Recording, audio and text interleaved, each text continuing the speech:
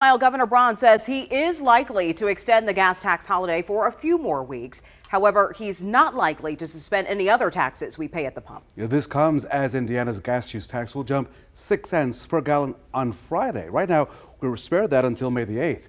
Fox 59 State House reporter Hannah Adamson spoke with the governor today about his plans. The gas tax in Indiana is made up of 3 separate taxes. Governor Braun suspended one of them, known as the sales tax. But after Democrats pushed for him to suspend the largest tax on the list, known as the excise tax, the governor tells me that's probably not in the cards. Governor Braun says he most likely won't suspend the gas excise tax, the largest state tax on gas in Indiana, at 36 cents per gallon. Will you choose to extend the gas tax holiday and or suspend the gas excise tax? So I probably won't do the latter. In response, State Representative Greg Porter says in part, quote, "The state government doesn't need any more tax revenue.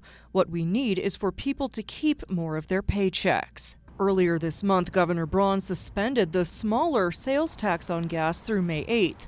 A move Braun says will save Hoosiers a combined $50 million at the pump. Without a doubt, the gas tax holiday is saving Hoosiers money. If it is not extended, you may notice prices jumping over $4 a gallon again here in the weeks ahead.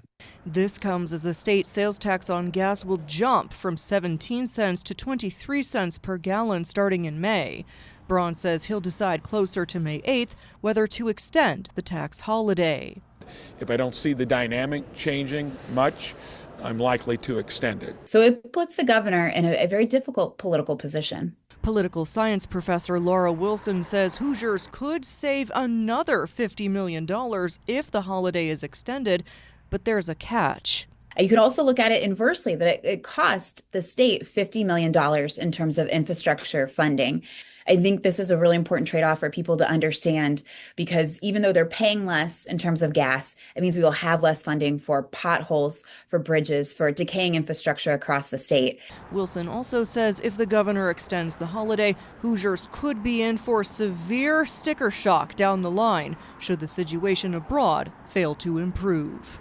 You'd really be looking at the beginning of June, where the governor no longer has unilateral authority to extend the gas sales tax suspension. $5 will eventually become a possibility if this is something that we continue to see. The Strait of Hormuz continues to be closed into the summer.